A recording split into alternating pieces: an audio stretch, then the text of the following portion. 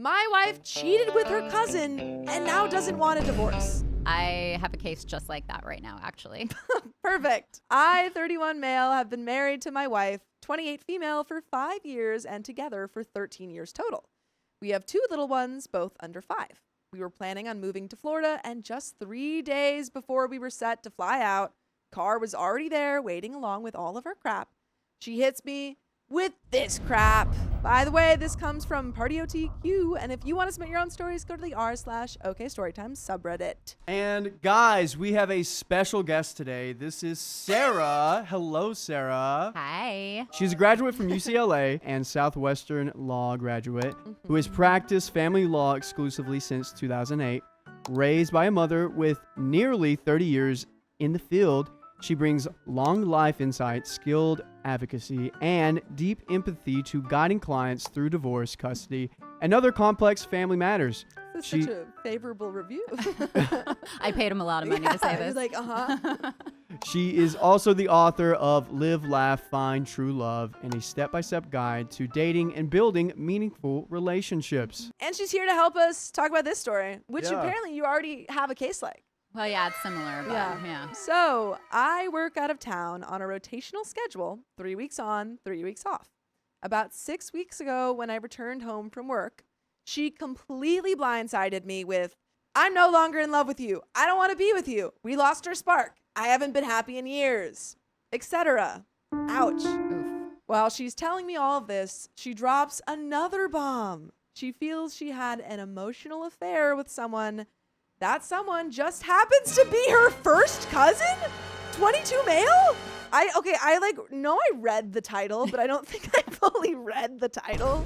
Oh. Okay, it was emotional at least. We know the it's kids. just emotional, so it's fine. It's fine, right? We know the kids are his, right? As long as it's not physical. Right. Oh, man. And they share like the same set of grandparents too, right? Yeah, this is blood cousin. Oh, Very First Shakespearean, cousin? very Oh, Shakespearean stuff. Yeah. I think this is what 12th Night's about. I'm obviously extremely confused and distraught, so I left to stay at my dad's place that night. I tell her on the phone, "I'll give you until the end of the day to stop talking to him, otherwise I'm filing for divorce." She tells me, "Yeah, I'm gonna stop talking to him. I want to fix this for the kids." Huh? I don't know if I would want to continue a relationship with someone who is having an emotional affair with their cousin. Yeah, I mean. What was happening in your case? Did they want to continue the relationship with their cousin? No. Well, okay. the relationship with the cousin, Yeah. the person denied it. Oh, But- she confessed it. Right. The person denied the relationship, Yeah. but the cousin's spouse contacted my client to out the relationship, so it was kind of a little different of Oh a my situation. So they didn't even have to go through all of this because she just came No. forward and said, "I'm in love with my cousin." I don't think it was emotional, is what I'm saying. Oh, that's even worse. Yeah. Ew. Oh, man. Yikes. Yeah. Mm-hmm. The next day, I go back over to her place to talk things through, and I go through her phone. I noticed she had deleted the text with him, and in her Photos app, the last photos she was looking at were boudoir photos she'd gotten done for me Valentine's Day this year. Not fully unclothed, but very revealing lingerie shots. When I confront her about this, she says, "I deleted the messages because I didn't want anything with him in my phone. And I was looking at those photos because I wanted to remind myself that I'm more than just a mom." I don't fully believe that. Yeah, I'm not buying I'm it. not Sorry. buying that. Sorry. So I call her bluff and tell her I'm going to contact our phone provider to get the text logs. So if she has anything to tell me, she better fess up. She says, "Okay, well, he sent me a photo." Who could have seen that coming? Was it a salacious photo? I think maybe. All right, what else? Okay, so I sent him a boudoir photo. Yeah, so it wasn't just for self-confidence reasons. And maybe not just taken for the husband for Valentine's Day. Yeah, that's what I was saying. I'm like, I don't think it was for you. That's so icky. That's so ouch. icky. Yeah, that's kind of oof. I really would have kind of completely a different view on my partner if I found out about that. Yeah. But like, what cousin? Like second cousin, third cousin? First First cousin. cousin. First I know, but like, cousin. when would it be okay though? Oh, how far? Oh. Fifth cousin, twice removed. I don't know. It's like there's no blood relation at all. It's just kind of a person that went to one wedding that you had. Yeah. Yeah. Okay, that makes sense. No chance for inbreeding Yeah. anymore, you know? Yes. Yeah. This just breaks me down even further, obviously. So I take my kids and go stay with my mom for a few days. At this point, I'm still drowning in mental grief, confused and lost. But I'm still willing to try to fix this because I truly love her and want our kids to have an intact home. Over the next week, we barely talk unless it's about the kids. She comes over to my mom's to get them and takes them for the following week. So now I have a week to myself at my mom's. During this time, she emails me divorce papers that she started filling out, and I'm begging her not to do this, not to force this, but she doesn't care. So I spent my week at my mom's alone, filling out these papers while still trying to fight for her. She keeps telling me, oh, he's just a friend at this point. Nothing's going on. He's not your friend. He's your cousin. He's your cousin. To whom he's you just sent my cousin. boudoir photos. Yeah. Okay, just one. Just maybe. one. Maybe. Maybe a couple. Maybe they weren't taken for you, honey. Maybe they were while he was there. Who's to say? Maybe he took them. I don't know. I don't know. Blah, blah, blah. Until one day she tells me I'm actively pursuing him. Her cousin. I think at this point we have to tell her parents. Her parents. Yeah. Yeah, I mean, yeah, probably. I think you say, hey. We need an intervention. Yeah. Yeah. This is your cousin. Yeah. I completely crumble, give up hope, and just focus the next few days on getting the papers finished. At this point, I go back to get my kids and move into a new rental I just found. She'd had them for a week by now. I tell her, hey, before I go back to work for my rotation, I want to get this crap filed. I finally get her over to my place, get everything signed, and we file the following Monday. I leave for work on Tuesday, and it's been about 3 weeks since all this news broke. Nothing is said about her not wanting a divorce or not wanting this. We just file and go about our way cordially. I get to work, and she finds out I'm talking to another woman. If she's upset about this, What? that's kind of ridiculous. How often in your experience do like a partner who cheats then get really mad that the other partner is now seeing someone else? Is that ever like make it more complicated? Usually it's just one person who's cheating. It's Yeah. not usually both. Yeah. But yeah, I can More see complicated. it. Yeah. It's like I can do it, but you can't. Yeah, exactly. Of Also, is this illegal? What? The cousin? Yeah, like To marry your cousin, Yeah. yes, but Just to see the But you can still fool around with them. But to send boudoir photos, no. No, totally fine. Legit. Legally, yes. Yeah. Oh man. Rough. Really rough. It just seems like OP's very chill about this. I mean, I kind of felt a little bit bad for him until I found out he was also cheating. Yeah, well, Sorry. I wonder if he was cheating or if this was Oh. after. If after, Yeah. okay, I take it back. but they're not divorced, so it's still No, that's kind of- okay. yeah. But yeah, I mean, divorces take a long time. Sure, So yeah. you can totally have a relationship. But Mhm. once you've separated and you've decided you want to go your separate ways. Yeah, and Yeah. once you found out that your wife is seeing her cousin, Totally fair, yes. someone I have history with from when we were teenagers, and she absolutely hates her for whatever reason. Well, I think it's a pretty obvious reason. She asks if I'm talking to her, and I tell her, it's none of your business who I'm talking to. We're getting divorced. Over the next few days, she keeps pestering me about this, so I finally tell her, yes, I am talking to her, just for support. He should have said, don't worry about it. It's not my ju- cousin. Yeah. Or I was going to say, don't worry about it. It's just an emotional thing. It's Oh. fine. Which was honestly why I reached out to her. This hurts her and she hangs up on me. Whatever. The next day, she calls me saying, I miss you. I don't want to get divorced. We need to fix this for the kids. I'm not talking to my cousin anymore, et cetera, et cetera, et cetera. Now he's a cousin. Before he was a friend. He was just a Yeah. friend. Mhm. Pretty convenient timing, right? At this point, I've pretty well accepted my fate and reality. I've come to terms with everything and decided it's best not to go back because of the circumstances. Yes, bravo. It's taken you too long to get to that point. But you got there. You got That's there in all the that end. matters, Yeah. right? Okay, Mhm. good. She's been essentially begging me not to follow through with this divorce after starting it. Yeah, that happens. It happens a lot where they're like, not double a back. lot, but it does Mhm. happen. Yeah. Yeah. Yeah. essentially manipulating me, and it's messing with my head. I truly feel I cannot go back to that. She betrayed me with her cousin and abandoned me during the darkest time of my life. But I still do love her and care for her, obviously, even though she destroyed everything we had built. Run, dude, run. I wonder how much her kids know. Well, Oh my gosh. How do you explain this to your it's kids? their cousin too. Yeah. They're like, oh, it's cousin, I don't know, Steve. He comes around a lot. It's kind of strange. Mom and him are really close. In your case, were there kids involved? Yes. Oh, no. That's tough. My thing is, I'm struggling with guilt. I know I shouldn't feel guilty since I did nothing wrong in this scenario, but I do feel guilty. I feel guilty because I know she'll struggle. She's been a stay-at-home mom since our first was born and has no career. I feel guilty for my children's sake, knowing they'll be raised in a broken home. And I feel guilty for giving up on my family. Well, she's not giving up on her family.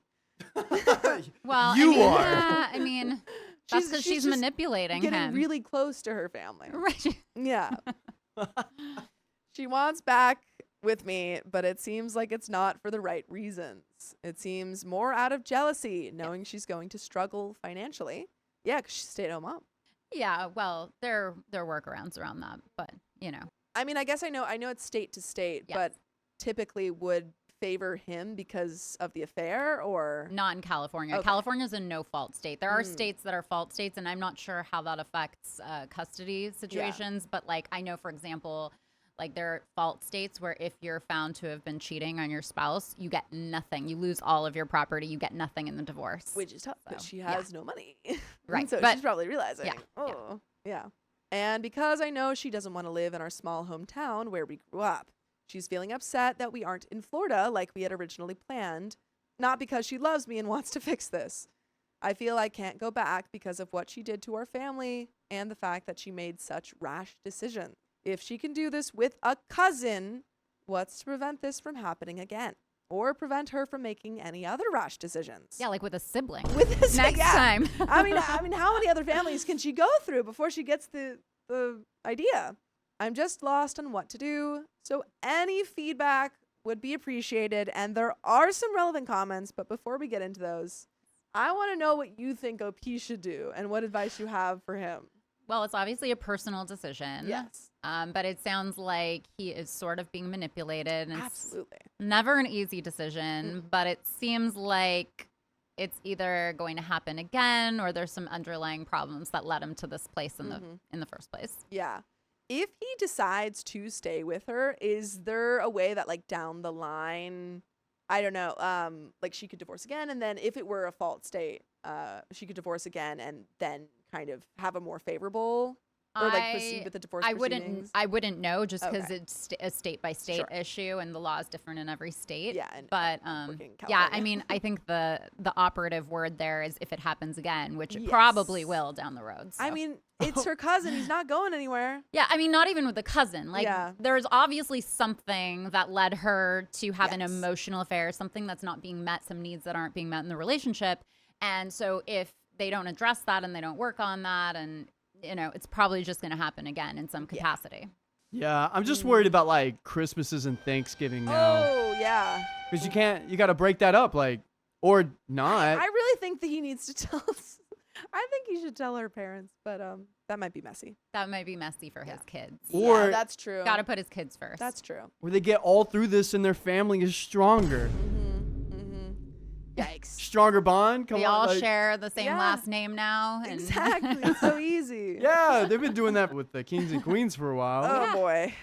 Relevant comments. Unusual Potato 1515 says, "Why do you feel guilty? You're not the one banging your cousin." Let's see how her life is with her 22-year-old cousin. How old is she again? there wasn't banging. Let's just be Yeah, clear. yeah, Let's there get the wasn't. facts It was straight. emotional. Emotional. They okay? emotionally Please. banged. Please. She's 38 and OP is 31. Wait, Okay, sorry. She's 28 and Oh, OP okay. is I was 31. about to say she's 38 banging your 22-year-old cousin. There's I'm no like, banging, that's- guys. Yeah, sorry. Emotionally Emotionally having an banging. affair. That would be a lot more emotionally concerning. banging. Exactly. Yeah. Okay. 28 and 22. It's not that great. especially if this is like her younger cousin. I'm kind of concerned about him. Cougar. I'm kind of concerned about him. Yeah. Yeah. But it's less bad than 38. I'm sure he doesn't want to take on 2 kids who are his cousins. OP says, yeah, I know I shouldn't feel guilty. I did nothing wrong in this scenario, but I feel guilty knowing she'll struggle, and my kids won't have the same lifestyle with her that I'll be able to provide for them, which is more important. Even though this is the most effed situation, I still care. That's a fault of mine. I do care too much and put others before myself.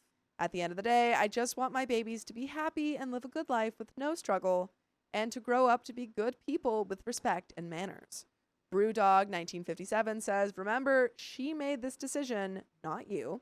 If you stay, you'll be miserable and untrusting, and your kids will see all of this play out. Don't teach them that. Teach them how to make life adjustments when faced with difficulties.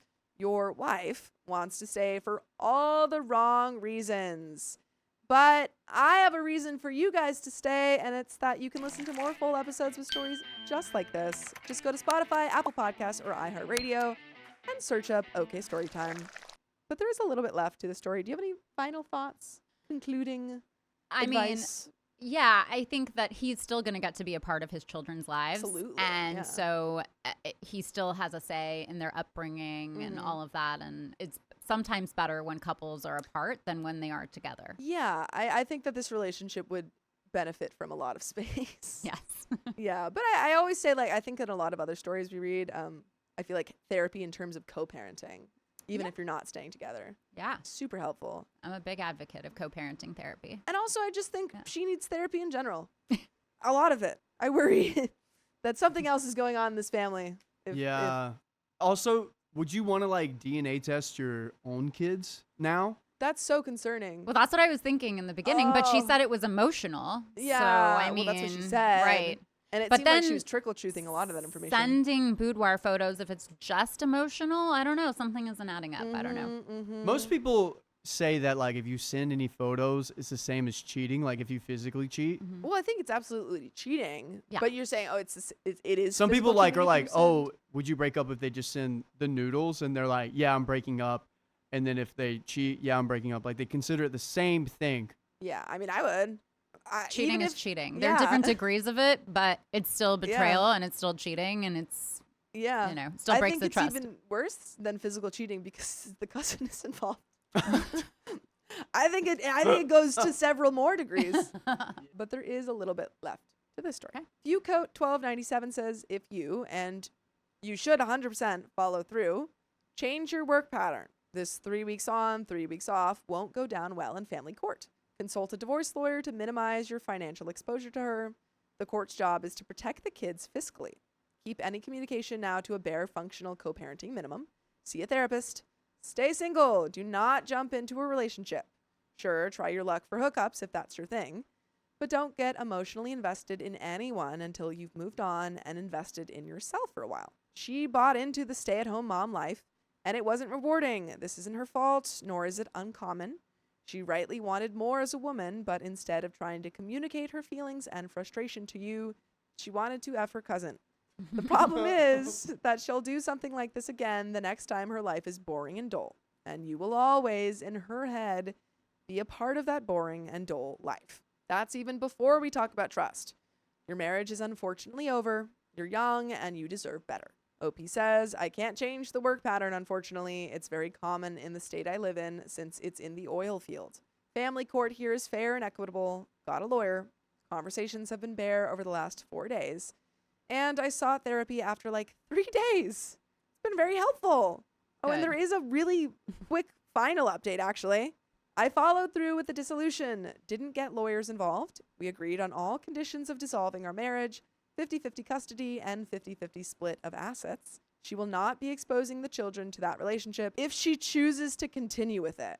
What about like Christmas time? What about Christmas? And Thanksgiving? What about any family event? As it's legally binding in our parenting plan. OP's too normal about this. Everything was finalized this last week. Looking forward to rebuilding my life and moving forward. And folks, that's the end of that story. I don't know. It seemed like he could have gotten an attorney and everything. Would you recommend having that in this scenario?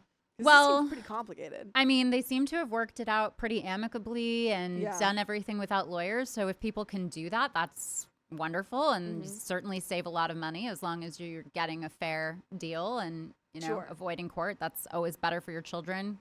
Better that the money goes to your children. But you should always, I think, consult with an attorney at the beginning of a divorce, because you don't necessarily know what the law is. You don't know what your rights are. Yeah. And I think a lot of people are very intimidated by the process, and rightfully so. And the best thing to do is to get the information so you feel empowered and less terrified by, the unknown. Yeah, especially I think when custody agreements are involved. Yeah. Because those are so, But property too, because it could be, you could have a big chunk in property and not even realize it. Yeah. So, absolutely. Yeah. It's good advice.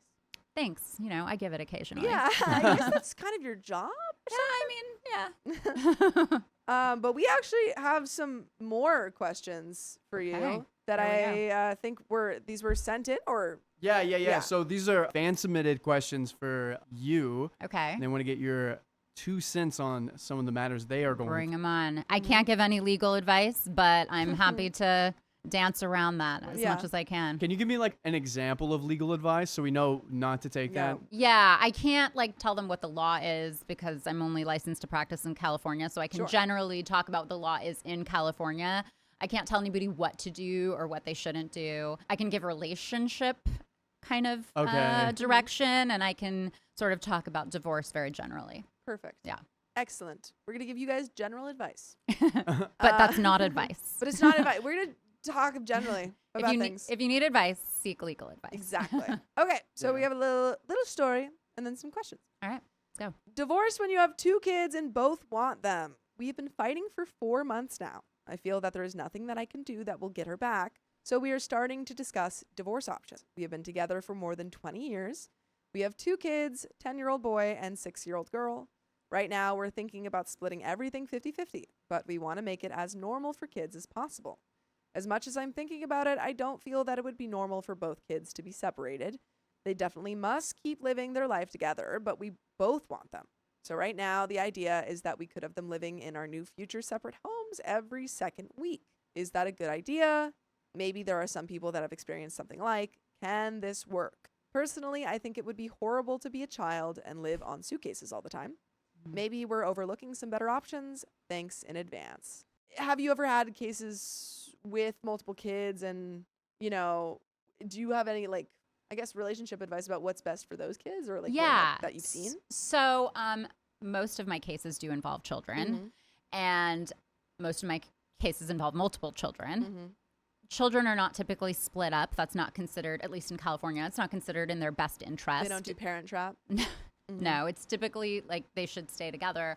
In California, usually when there's some sort of joint custody arrangement, it plays out like a 50-50 sort of arrangement.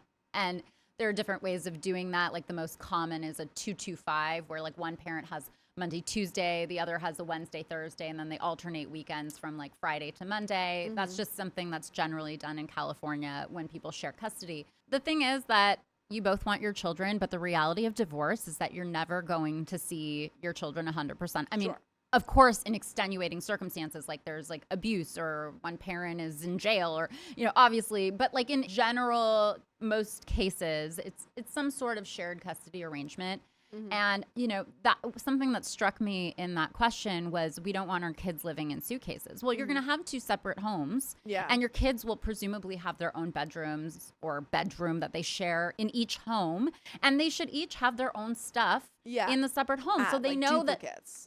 they know that they have 2 homes. They're not shuffling back and forth with suitcases. And they can use the opportunity to create a really nice space for their children in 2 different places as opposed to in just one. Yeah. And the children can be a part of doing that. And really, the best advice that I can give on this is co-parent amicably for your children. No matter how much you hate your ex, your soon-to-be ex, you have to co-parent amicably for them. And if you find that you cannot do that, because that's the reason you're getting divorced, if you could co-parent amicably, you wouldn't be getting divorced, then get into some sort of co-parenting counseling. You mentioned it earlier. Do whatever you can to minimize the damage to your children emotionally, because there are a lot of studies out there that show that children who have parents who are divorced but get along, they do really well. They thrive. I'm sure. But there are studies that show some heavy stuff that children whose parents have this really acrimonious divorce, they don't get along, that they have higher rates of depression, anxiety, even suicidal ideations, promiscuous behaviors in their teen years, things like that. So it does really, really impact children Well, there's when so parents much instability. Yeah, when the parents don't shield them from the acrimony and kind of like drag them into it and make them be the intermediaries. Yes. So just Yikes. keep Don't things do that. amicable. Yeah. So let's say like a couple is divorced, they have to do co-parenting. Would you just say, hey, go right into like couples counseling or like, you know, some sort of therapy to like figure out how to talk to each other? Yeah. So a co-parenting counselor would be somebody who helps them navigate disagreements, Okay. teaches them how to speak to one another. You know, it's a place that's reserved for addressing conflicts where they're not doing it in front of the kids at least. So the kids are not involved in this therapy. Yeah, and there's specifically. somebody who can like really help them learn how to communicate with one another better. Because obviously, again, it's like complicated. The reason you're getting divorced most likely is because you can't communicate or you're not on the same page about things, and yet you're expected to raise children together and be on the same page suddenly. Yeah. If you were on the same page about raising children, you probably wouldn't be getting divorced. So it's kind of like a catch-22. Yes. Got it. But we have another question. Yeah. Crystal Pancake says, if my husband has been estranged for more than 10 years, where would I start the divorce process? And context, my ex and I split in 2011, and due to finances, we're never able to afford a divorce. Oh my goodness, he stalked me for years until I moved to a new county 7 years ago. Now I have been in a relationship since 2014, and we would like to get married, but I need to divorce first. Due to the past abuse and stalking, I'm hesitant to reach out to him myself. I have no idea where he lives or anything.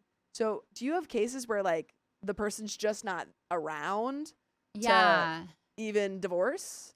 I had one case like that, and we couldn't find the guy. Yeah. And we had to do in California, you can do a service by publication after you've made like many, many attempts to find the person. Yeah. You can prove that you weren't able to. So basically, you publish in a newspaper saying, "Look, so and so is divorcing you," and the court has to grant you the right to do that. To this question, to this person, I would say that it's probably best to consult with a lawyer in your jurisdiction to find out what you can do. Like in most cases, you have to at least make a due diligence, like an effort to find the this person. And then if you're afraid that this person knows Probably where you someone are. else can, Right. Like you the know. attorney, if you do end up hiring an attorney, it might be worth it because the attorney can kind of act as your sort of agent on your behalf without revealing any personal information about you. Second question, Christian Abiva Jr. says, father forced mother to move out of the house, no legal separation or divorce. What is she entitled to when divorce does eventually happen? And context, they have 4 children. One of them was a minor at that time. Father made most of the money, but mother did all of the parenting and housework. She was kicked out over false cheating accusations when she began advancing her career, school, and residency to make more money. Father is an emotional deadbeat narcissist and is now emotionally cheating on video call with another woman almost all the time at home. Is it his cousin? I was going to say that too. Is this the same? It's the same Is story. it OP again? I have since been parentified and frequently covered food and miscellaneous expenses. So I guess the main question is just like, Yeah. which is, I'm assuming, kind of difficult to answer. I unfortunately can't really answer that because It's it very is very state by state, jurisdiction specific. And so, I mean, some jurisdictions, like I'm also licensed to practice in Texas. Spousal support, which is commonly referred to as alimony, you are allowed to get some spousal support under very narrow circumstances in Texas. But in California, it's like, oh, we just give it out. We make it rain on spousal support, you know? So I don't know if there are jurisdictions that don't even allow it. So in that scenario, that might be something to pursue if that's available. Yeah. But it sounds like custody and property division are going to be the issues in that case at the very least. Yeah, absolutely. Yeah. And also, it doesn't seem like they've proceeded with the divorce No. yet. So, No. Again, consult with Yeah, a lawyer, consult a lawyer. find out what your rights are, because that is really what makes you feel empowered and demystifies the whole process, because it's obviously super intimidating. Nobody goes into a divorce knowing anything about divorce for the most part, unless they're, you know, revolving door, second time, third time around. You know, but then they're experts.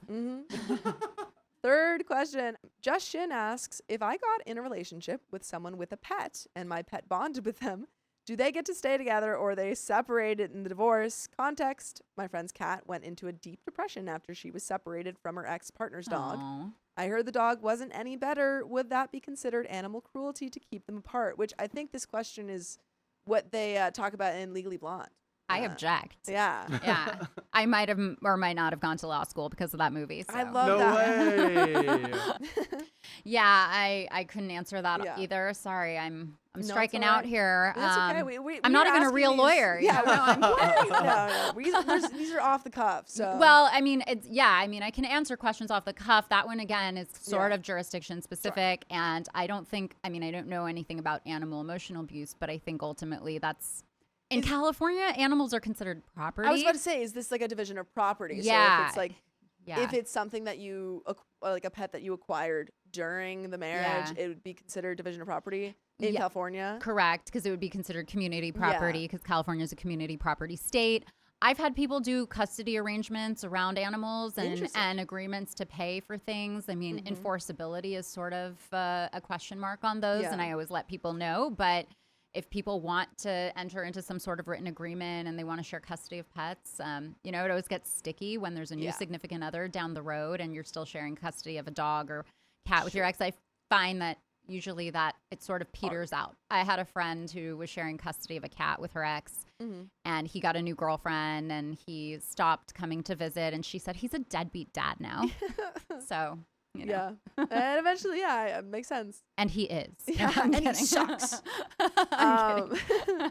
I was going to ask, in California, if like you had two people who had both been taking care of pets, but like maybe one person had gotten that pet prior to the marriage, like, is there ways to say like, well, we both were taking care of it so that we both have like, ownership, thing? Or Well, is that ownership, no, because Yeah. in California, if you acquire something prior to the marriage, It's it's yours. considered separate property. There are sort of exceptions around it, like if payments are made on that pet, like meaning, Yes. but you wouldn't be making payments on a pet unless you Yeah. purchase like $100,000 toy poodle from China, and now you're making payments every month for it. I don't know, but yeah, it's probably your separate property if you came into it with the marriage. Okay. I mean, if you wanted to enter into some agreement about sharing custody of the pet, you certainly could. Yeah. So in California, before marriage, it's separate that's yours. property. Yeah. During, you'd have to work out properly.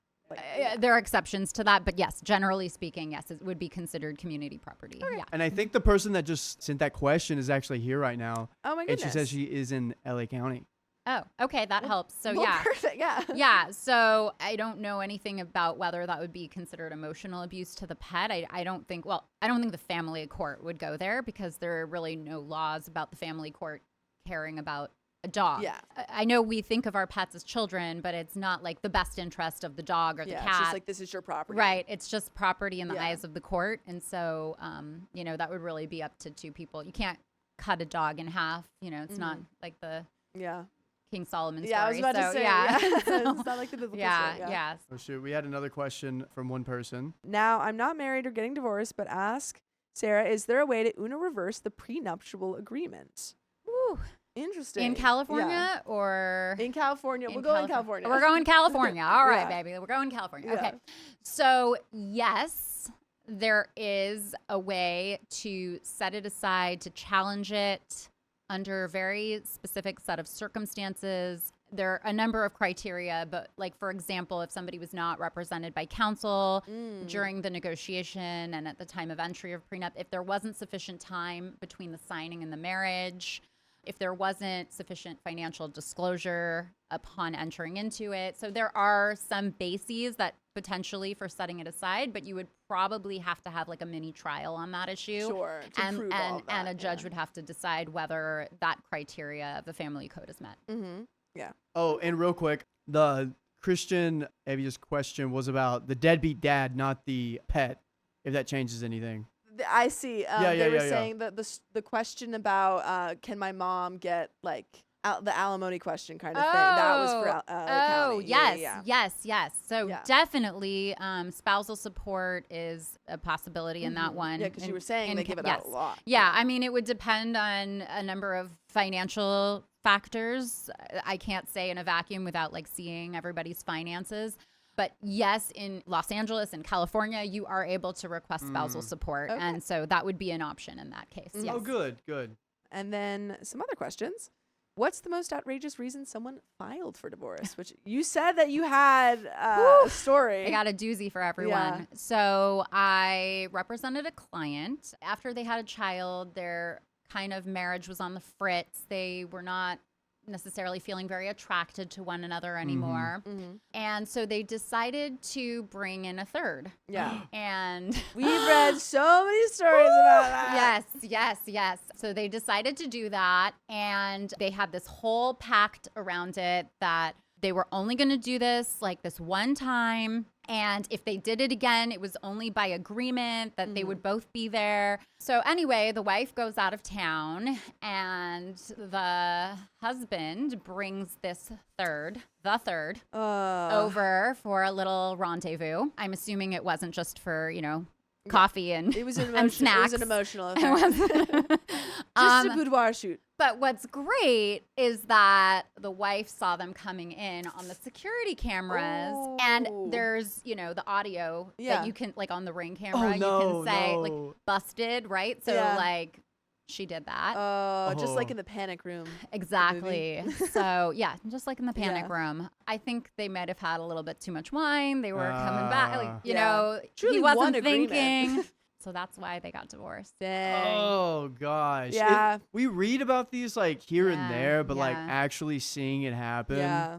Oh my Yeah. gosh. Yeah. Was it awkward in the room knowing like, oh. I knew so many details, you guys. I'm leaving so many gory I'm details assuming out. you can't. Yeah. I just don't want it to be so specific Yeah. that it's somebody would be someone's like, like, wait, wasn't this you? Wait a minute. Yeah. So I'm just kind of like Yeah. saying it very generally here. Sure. But yeah, there were like, I wish I could get into the gory. Yeah. Just use your imagination. Yeah. No, we've read so many stories like that, so I can. Oh, yeah. No, yeah. that's kind of a crazy that you literally have one rule. But and, hey, the yeah. cool thing is, Yeah. it was nobody's cousin. That's and every day I'm thankful for that. Yeah. We read Yeah. a lot of stories, and every day Yeah. I go, yeah, she cheated, But but not with her cousin. Have you managed several divorce cases from the same person? If so, why did they divorce so much? I haven't. I've Mm-hmm. seen people get prenups and then eventually go on to divorce and have to Mm-hmm. invoke use of the prenup, but I've not actually represented somebody. I'm just so good at giving too good. relationship advice Yeah. that if somebody comes to me and they go on to remarry, Their marriage will be perfect. it'll be perfect, which is crazy Yeah. because there's this super interesting statistic, which is that 40% of first marriages fail in the United States. 60% of second marriages fail. It's like approximately, but 60%. Interesting. And 70+% of third marriages fail. So the average, So the more marriages you take, Right. the worse it gets. the worse your odds are. And the Dang. crazy thing is that, when they say like 50% of marriages end in divorce in the United Yeah. States, it's the reason that the average is 50% is because that 70% figure is bringing it down to 50 Wow. because it's 40% of first marriages approximately. Oh, okay, well, that's Yeah. good news. I I'm- mean, about the first marriages. Yeah, it's not as bleak as it Yeah. sounds. Yeah. 50%. It says half. It's not Yeah. half. You have a better odds of succeeding than at failing at your first marriage. That's Okay, good. all right, yeah. I'm like, in the thoughts of maybe getting married one day to a special lady. Mm-hmm. Would you say I should look into getting a prenup just, even though I'm like 100% it's going to be A-okay? In terms of should you get a prenup, it's like the $1 million question because I think there are pros and cons to prenups. I think obviously legally it can offer some protection if you have assets. If you don't have anything, there's not really a point. 'Cause Yeah. It's I like, what wanna are you protect trying to my protect? dog. But I think that, if you have considerable assets and both of you are going into the marriage or there's a gross disparity, like one person has really sizable assets and the other has nothing. So there could be some protection that it could offer. However, there's this like overarching consideration with prenups that I think people don't necessarily think about so much. And that is that when you ask your future spouse for a prenup, you are telling them, I'm not sure this marriage is going to work out. Yeah. And are you okay sending that message? Because if you're not, then, there's a lot of backlash when people ask for prenups. They think, what, you think we're going to get a divorce? Our marriage isn't going to work Yeah. out? Or they think, what, you think if we get divorced, I'm going to take you to the cleaners? You don't Yeah. trust me? I think it's a super taboo question. And so I think it does sour the relationship. And I think that even if somebody does begrudgingly ultimately enter into a prenup where they have that bad taste in their mouth from being asked, Yeah. I think that is always there. There's always this nagging sort of like question of like, do you think I'm just this gold digger? Do you think I'm just, because it's oftentimes men who are asking women. I mean, that's not always the case. I've seen it the other way around. But ultimately, it's like, you think this marriage is going to fail. Like, is this not till death do us part? Like, is this just something that on a whim, if we feel like it doesn't work out, we can just invoke our prenup and get a divorce? Ugh. So I think that the considerations for prenup have to really go well beyond just the financial. Is it worth it? Yes. There is a way of keeping, and this is, I'm talking about California. Yeah. There is a way of keeping records of what you come into the marriage with. And as long as you trace that and you keep a very, very careful record of everything. Like if you buy a house, you own a house before you get married.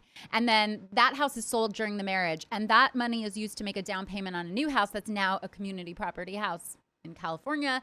And then that house is sold and that money is now really commingled and that's used to make a down payment on another house.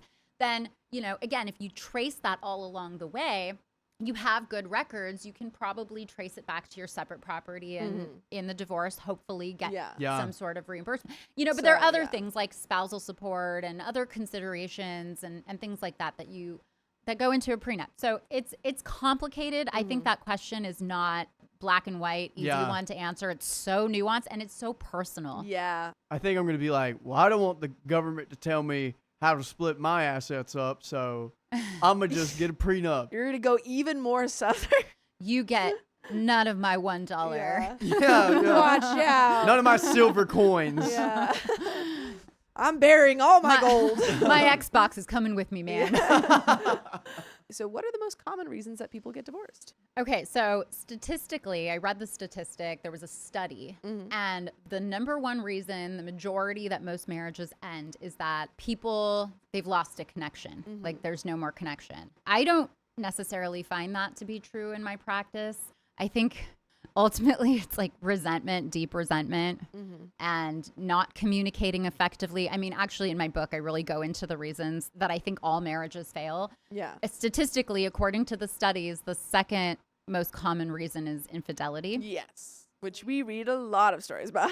Yeah. It's the most fun one, but not fun, obviously. Fun to read about. Not for the people being entertaining. Cheated on. Right. Yeah. I think personally that the biggest reason that relationships fail and do not work out is because people don't share fundamental values. And I'm not talking about like, oh my God, we both love yoga and kombucha. I'm talking about like the moral compass, like what you fundamentally value and like what you want your life to look like, what is important to you in your life, how you want to raise your children, things like that. And they're so preoccupied with the physical attraction or these superficial interests. And all of those things are good and fine when you're dating and everything's fun and very light. short-sighted, though. Yeah. And ultimately when you're in a real relationship and stuff gets real and you have children and you have to raise them together and those little children are trying to just tear every part of you limb from limb, like in one of those like zombie movies, like being like dismembered, because I can speak from experience. No, I love my kids. But yeah, I think that if people don't seek to navigate life in a similar way, they're not going to navigate life in a similar way. It's pretty simplistic. Yeah. In your experience, what are the biggest differences on why a man and a woman decide to get a divorce? I think it's similar. I think it plays out differently. I think both feel like their emotional needs are not being met, but I think in a very different way. Sure. And I'm making gross generalizations now, but I think men need to feel wanted and needed, and they need to feel like they're contributing. And I feel like oftentimes when women have kids, and rightfully so, they have to keep their child alive, right? So they're placing all of their attention on keeping this child alive. And there are biological reasons like for that. Women's brains actually change, like the structure size called neuroplasticity when they have children. So a lot of men in those heterosexual relationships feel very marginalized. They don't feel attractive anymore. And then women feel like their partner isn't fulfilling their emotional needs, I would say. It's kind of a dance almost in a way. It's like, okay, a man feels marginalized. He feels like maybe he's not needed. He's been replaced. So he starts to withdraw and retreat. And the woman feels like, oh, the man's not attracted to me anymore, or he's not giving me the emotional connection that I need at this moment. So she retreats. Yeah. And now they're both retreating from each other, and they're leading kind of parallel lives. And then they dance around the children instead of actually connecting and having that intimacy and communicating and all of these things. So, That's a great answer. Thanks. Yeah. But we got another story. All right, let's hear it. I need to divorce, but I don't want to leave my wife homeless. To sum up what's happening, I'm moving towards divorcing my wife, let's call her Susan, whom I've been with for 17 years, since I was 18 years old. The simple truth is that Susan and I don't have a partnership. It's not just that she hasn't had a job since 2013. She doesn't do anything to contribute to our relationship. I am the sole breadwinner. I take care of our finances, get groceries, clean the house, everything. She doesn't have any friends either because she doesn't make the effort to make them. I actually have to introduce her to people from my life, then politely hint that she should keep in touch. Hey, how's Jen doing? Maybe you should text her. Even then, the relationships always wither. In 2017, after years of soul searching, I asked Susan for a divorce. She was so devastated that I reluctantly agreed to try marriage counseling. It seemed to finally help. Oh. She began applying for jobs and was open to therapy on her own, which I arranged and drove her to because she refuses to drive. But once the immediate danger of divorce no longer hung over our marriage, she reverted to her old ways.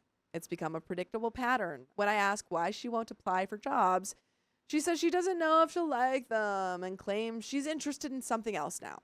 So I pay thousands of dollars for training or classes in the new thing, and after a few months, she quits. When I express my frustration, she cries and says, I make her feel like she can't do anything right. Consciously or not, this is extremely manipulative, and it makes me feel like the bad guy, and she avoids taking any responsibility.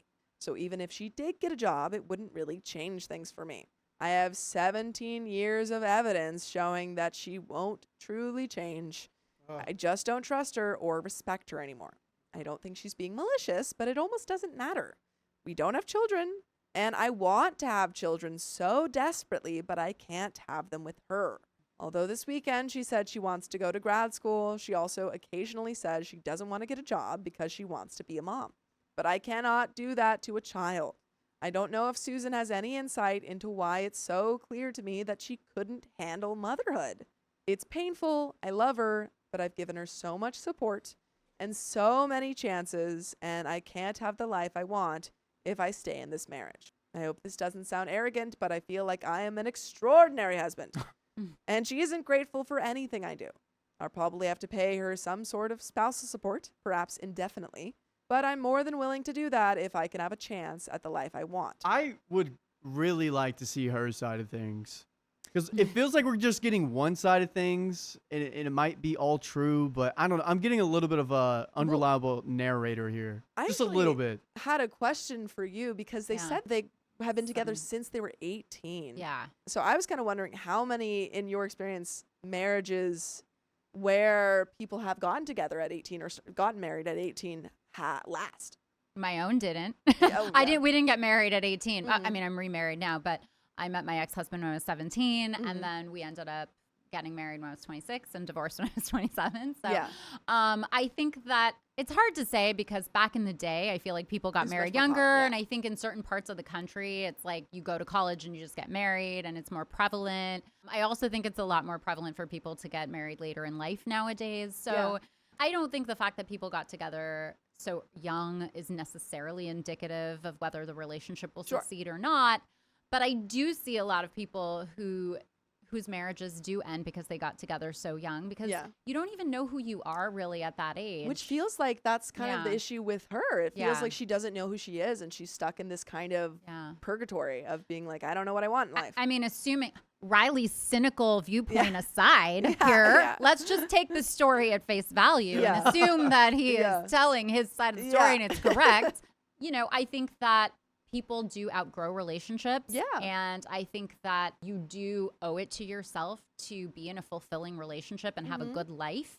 And if he doesn't feel like he is, he wants to have children, he doesn't want to have them with her. Yeah. Whatever her side of the story is, if that's how he feels ultimately, then you have to trust the person you're with. You have to be a team. You have to have a partnership. And all of these things that he's saying are like major buzzwords for me that sound like it's not a healthy relationship and that it's not right for him if that's how he feels. That doesn't mean that what he's saying about her is necessarily true, but if he feels that way, it's true to him. Then it's his truth and he needs to honor his truth.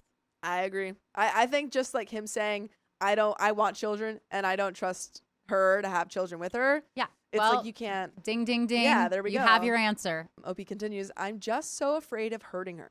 I know logically that it's not my job to live in misery to avoid hurting her feelings. And yet I'm terrified that she'll forever be haunted by the breakdown of the only relationship she's ever had. How do I do this? What should I do? I'm lost and in so much pain. Yeah. Thank you for your time. And note, I imagine people will say Susan is depressed. That may be true, but she doesn't think so. I mean, I think a lot of people who are depressed don't think so. Yeah. I mean, it's not his job to fix her.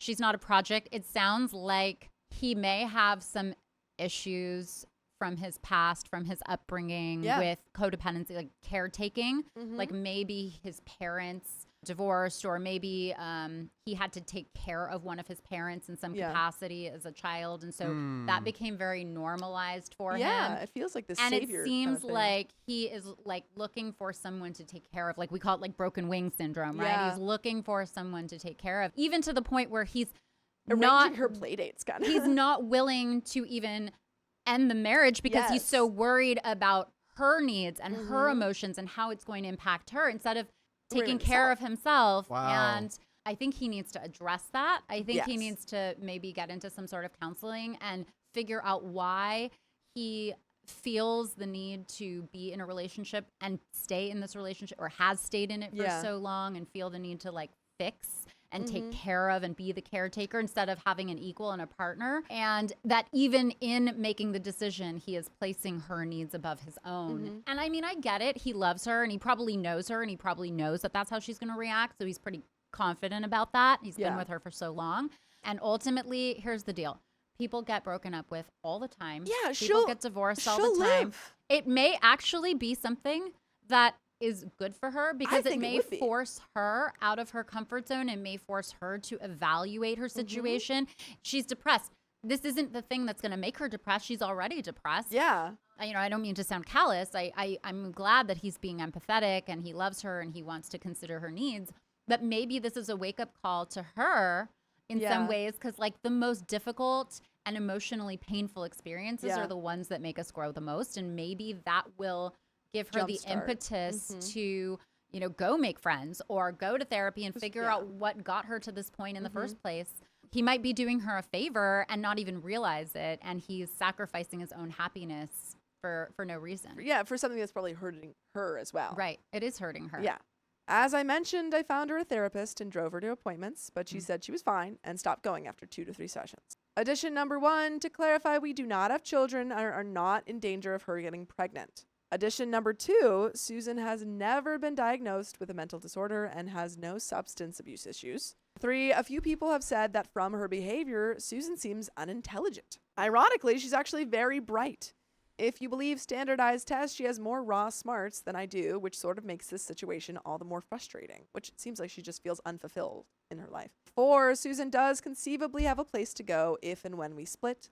Her parents are good people who have the room and ability to take her in, which I think would be the best way forward. And there is an update, but I think I'm also in agreement of, I think this relationship needs to end for both of them. I mean, it sounds like he answered his own questions there. Like, she has a place to stay. She has a place to stay. She's not clinically depressed. No. But even if she is, that's not a reason to stay with someone. No. You can try to get them the help that they need and, get them the support that they need. But if she has a place to go because her parents have a place for her to stay, then she has presumably some family support there. System, Them are the breaks, kid. Updates. I followed your advice to leave my wife. Yay! Let's go. So quickly. Wow. Really quick. I'm very Efficient. persuasive. Yeah, he listened. Which was the same advice I received from literally every person in my life. It was the most difficult thing I've ever done. I've never wept so hard as I did after I told my now ex, whom I've been with for half my life, that I filed for divorce and was leaving. But despite any pain and stress I've experienced in the last few months, filing for divorce was by far the best decision I've ever made. In that time, I've experienced a sense of lightness, possibility, and fierce joy I never knew was possible. I'm happy to answer any questions you might have, including those from people looking for advice or comfort in similar situations. Here are some highlights and takeaways from my personal experience. The divorce process isn't a ton of fun. I had to switch attorneys when I realized the first law firm was unethically making the process more contentious than anyone wanted to boost their billable hours. Oh, yes, I know those. I will end up paying a not insignificant amount of spousal support for a couple of years, but all of this is a very small price to pay for the freedom I now have. There have been emotional ups and downs for sure, aside from one brief texting conversation. I haven't spoken with my ex since I left in September. Old habits die hard though. During long weekends alone, I've twice been overcome with guilt about leaving and broken down in tears. I know I don't truly have anything to feel guilty about. I think this is simply part of the process of grieving and extricating myself from the familiar emotional ruts I'd mistaken for reality for so long. Modern dating is strange and fun, but strange. So strange. So strange. So strange. Yeah, I mean, he hasn't dated in 17 years. Yeah, it's like, welcome to the future. Like, Yeah. dating, I know this is what happened to That'd me be when I got shocking. divorced. Like, I met my ex-husband. We still had landlines. Yeah. You know, that's how old I am, just by the way, everybody.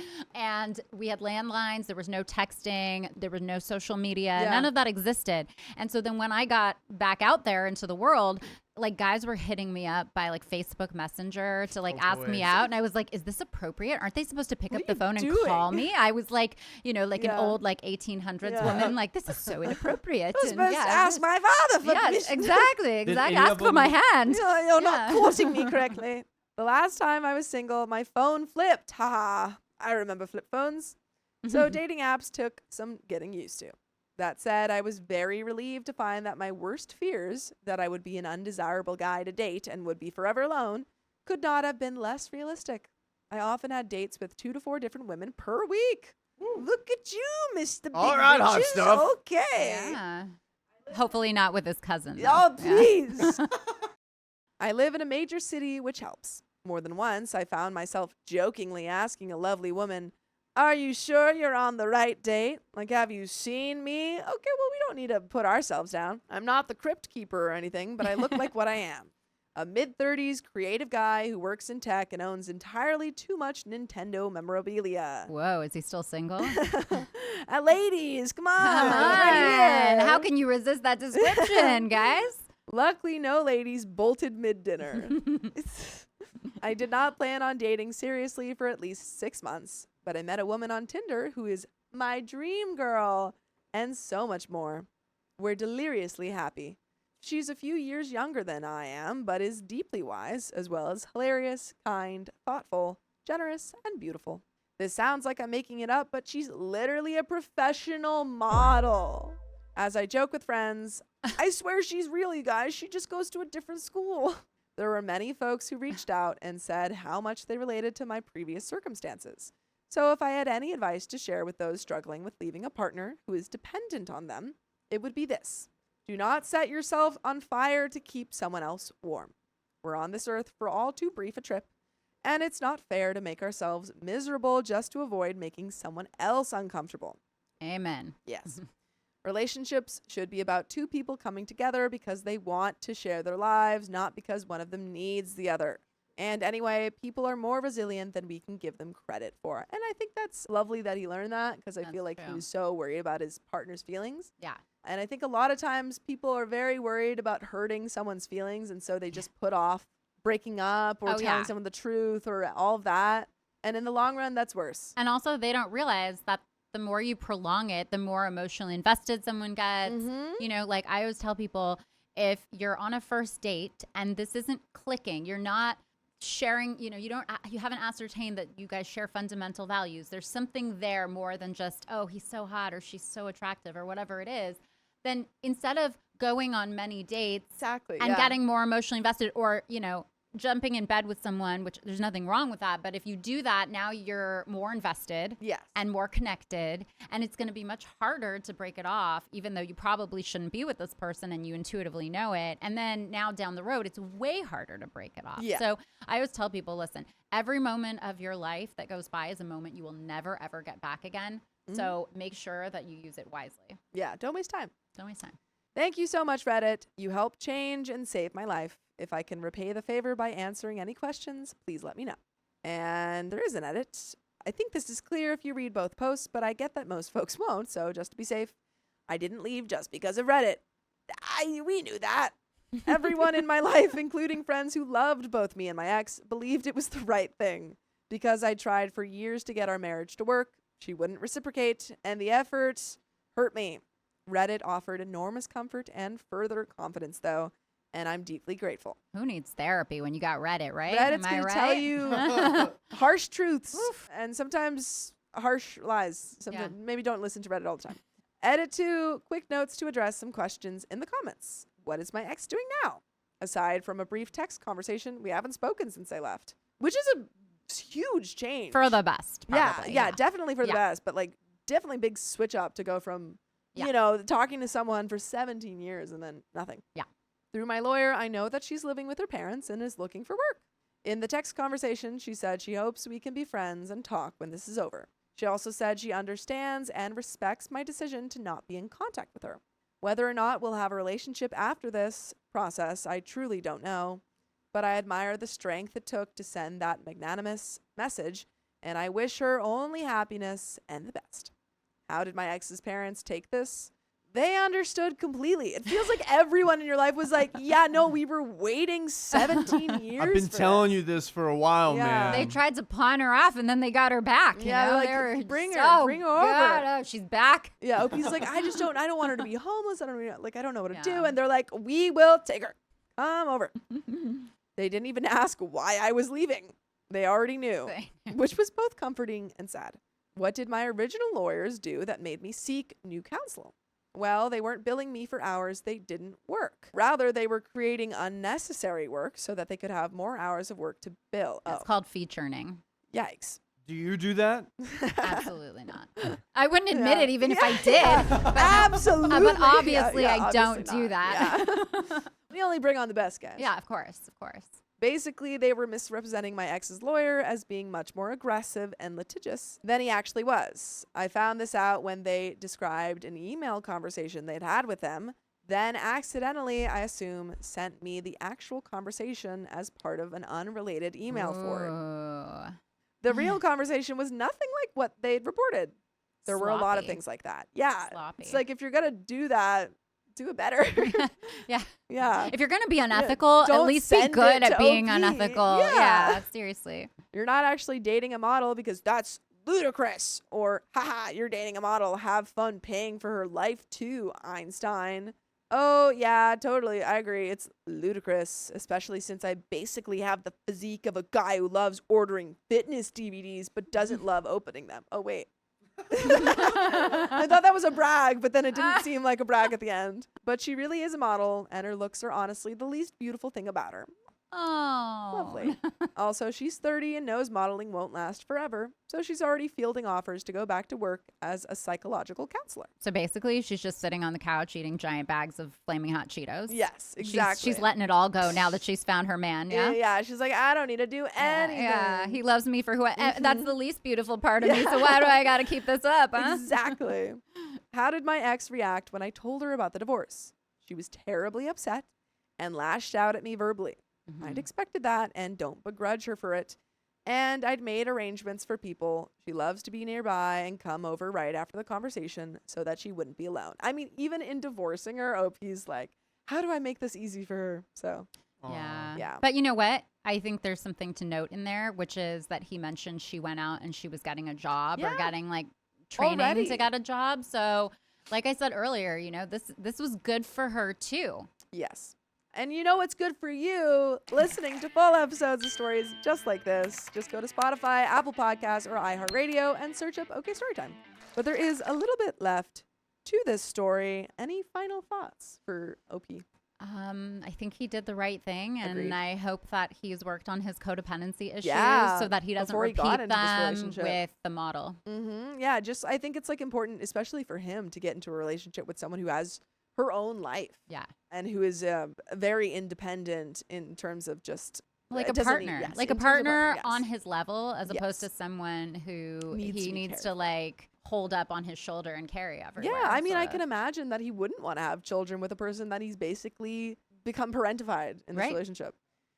There are some last couple questions that OP answers. Why are you in another relationship so quickly? Have you actually met your new girlfriend? AKA, is she even real? OP says, I definitely didn't intend to get into another relationship so soon. I mean, you were going on dating apps, so it feels like you were looking for some sort of relationship. It's just a blow up doll. Yeah. It's a model, right? Yeah, it's a model. She's a model totally real. X5. Yeah. But things have gone incredibly well so far, and I cannot wait for my new girlfriend to use the money I sent her to get her buried inheritance out of Nigeria so we can finally meet. Joking. In all seriousness, these are great and totally fair questions. In fact, my friends and family, while absolutely thrilled to see me, were also concerned that I was jumping in too quickly. I can imagine that they would be.